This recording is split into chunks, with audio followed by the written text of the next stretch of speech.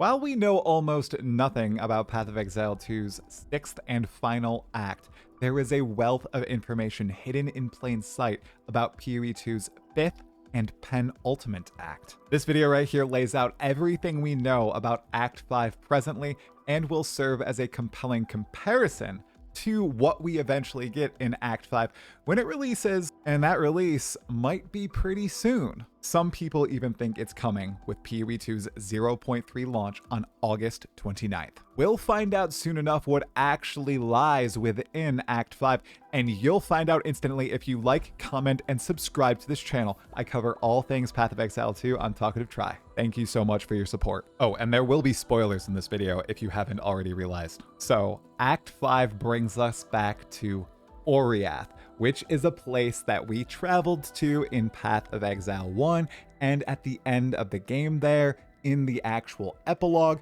was destroyed. It actually got destroyed twice, once by Kitava and another time by Cirrus, the Awakener of Worlds. Well, in the 20 years since Path of Exile 1 has ended, people have gone back to Oriath and begun building a new civilization there in the wake of the gods re-emerging because the beast from Path of Exile 1 is dead, and these people that live there, they are called the Twilight Order. The person that we're chasing all throughout Path of Exile 2 currently, Oriana, she's a member of the Twilight Order, and she's the mommy of this dude right here, Lumerius. He's the guy on almost all the promotional material for Path of Exile 2. While the Twilight Order currently resides in Oriath, and they're quite secretive, they have their tentacles all throughout mainland Rayclast, and as hopefully we'll see soon, the Karui Archipelago. So if you look at some of the content in this book, we start with Lumerius, who will probably be the act boss of Act 5. Act 5 should see us venture to Oriath and take down the Twilight Order, and hopefully find out what exactly they plan to do with the beast. It's that seed that begins growing in Act 1, we see it again in Act 2, and we begin to look for a way to kill it by assembling a weapon with the help of Doriani in Act 3. Remember, in Act 4, we will be finding at least a part of this primeval weapon, and we even saw a little bit of a teaser of the weapon itself on one of the rewards for one of the Path of Exile 2 races. The hooded one, aka Sin, was holding this crazy looking weapon on a skin for a laptop. I'm gonna read the lore for Lumerius just to give a little bit more background on these characters that honestly, we've had very little exposure to. It's still shocking we've only met Oriana, and none of these characters here we've seen anywhere else aside from trailer 3 for Path of Exile 2. And the Gamescom teaser from last year. Okay, here we go. Lumerius, the first and last Emperor of Twilight. For generations, the Twilight Order has sought to raise the Savior, a hypothetical, perfect human being that combines all the best of humanity without any of its flaws. Bloodlines were carefully mixed and managed to produce groups of special children who would then be raised in isolation. Throughout their lives, they were taught philosophy, science, and every other subject vital to a pinnacle mind. Then, they were trained in the physical arts as well, pushed to be the peak of perfection.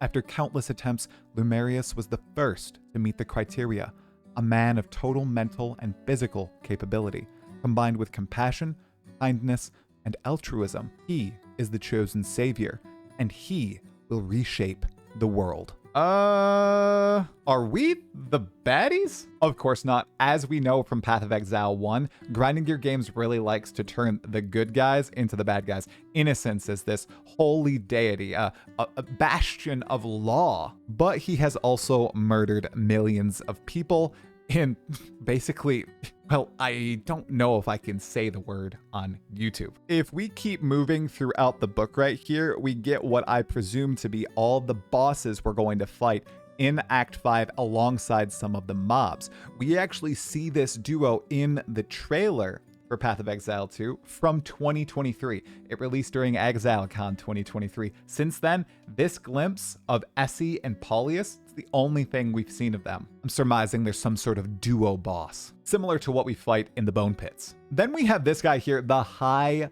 Priest. According to this book, he is the leader of the secret genetic project to produce Lumerius, the savior. He also maintains a secret alliance with a breach lord, and that's where he learned how to modify genetics. That is funky, and oh my goodness, the art of this guy and all his different forms, they just look phenomenal. Then we have the Countess herself, Oriana, right here, and this is her design from the concept art. But if we flip to the next page, we actually get an evolution of Oriana, a different form, almost like that of a demoness, a succubus, Lilith as she could have been. Moving on here, this is just a bell monster, which reminds me of the creatures from Expedition 33. The Nevrons. Moving through the rest of this book, there's very few bosses and then what I presume to be actual mobs. So we've got the preacher right here. We move to the next page. We have some probably just guards. But these guys right here, they're pretty special. They are the allies of the Twilight Order from the desert, from Act 2. They're called the Exacritus. These are the Feridun that have allied with the Twilight Order. We also have the Stigmata. These are Karui that have allied with the Twilight Order. So it looks like Act 5 is bringing a whole bunch of the factions from earlier in the game and twisting them a little bit and introducing them to us as brand new enemies. But if that's the case, I'm so shocked that Oriana is the only connection that we've seen thus far to Oriath. I wish there were a few more little teasers. Maybe there are and I just didn't see them, which would be a little disappointing. We have these awesome mobs that'll be in Act 5 called the Gemlings. They've been absolutely twisted by the use of virtue gems. Correction, artificially grown virtue gems, because as we all know, virtue gems are natural occurrences in Rayclass, and many, if not all, are mined from the beast. Some of them have been experimented on, as we see in Path of Exile 1, but most of them, they come from the beast, or they all originated from him. This page can't show on YouTube. It's the Den of Pleasure. I will show one little snippet of gameplay from it. That's all we have. The final two pages showcase areas that we will encounter in Act 5. One is the Twilight Order Galley, a massive boat that I presume will be able to actually invade. And then the Twilight Order Cathedral, which is actually already in-game in the form of a hideout that you get if you purchase one of the supporter packs for Path of Exile 2 Early Access. Remember, that's also how I got this book. So that's literally it that's confirmed to be Act 5. But there are some unconfirmed but likely pieces from earlier in Path of Exile 2's advertisement campaign. Welcome to what I believe to be Act 5. Found in the Mercenary gameplay walkthrough from all the way back in 2023, I think we see Act 5 from two different angles here. The first is the cityscape that you see in front of you right now. The second is that blood red area that we saw just a few moments before, right here. It's never been confirmed that this is Oriath, but given the fact that we know that we're going to a big city in Act 5, and there's likely nothing of this construction in Act 4, and it's very unlikely to be Act 6. I do think all of this, the boss fight against Ursea the Matron and the Unwanted, all the creatures that we battle, the cityscape, this is Act 5, a piece of Oriath that we venture through. Here is what I think is our one other little look at Act 5, a cinematic perhaps in Act 5 that released all the way, once again, back in 2023. As I'm pulling all this footage, it really feels like they thought they were going to release Path of Exile 2 into early access with a full campaign, and as we learned, they swapped to developing the current Atlas endgame that we have, and a lot of people want to see shaken up. Alongside that little snippet, the cinematic, I think that right here when we see the Mercenary, I think that is a coliseum of sorts with minotaurs in Oriath. Now to close out this Act 5 rundown, let's run into the highly speculative section. You are watching the Ranger gameplay walkthrough from all the way back at the beginning of March 2024 when I was flown out to LA for the very first time to play Path of Exile 2.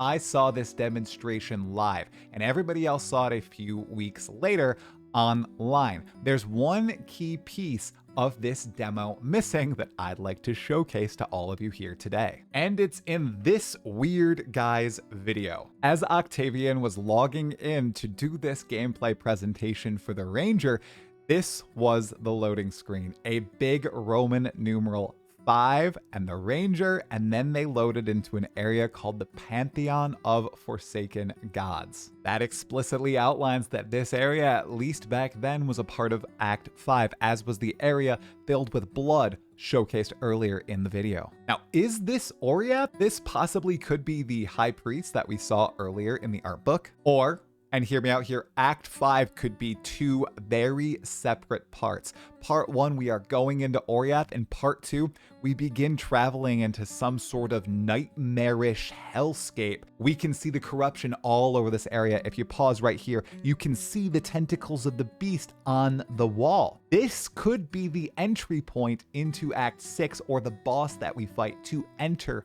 Act 6. I'm incredibly excited to see how Act 5 actually turns out in Path of Exile 2 once it releases in 0.3 or a patch after that. Let me know in the comments below, is any of this interesting to you? Are you excited for Oriath and all the creatures that appear to be within? Do you think I'm right on the money? Things appear to be escalating fast. Please like, comment, subscribe if you ended up enjoying this video, and watch the video on screen right now breaking down Act 4, which is totally coming soon. Thanks for watching. Remember to have fun and stay sane.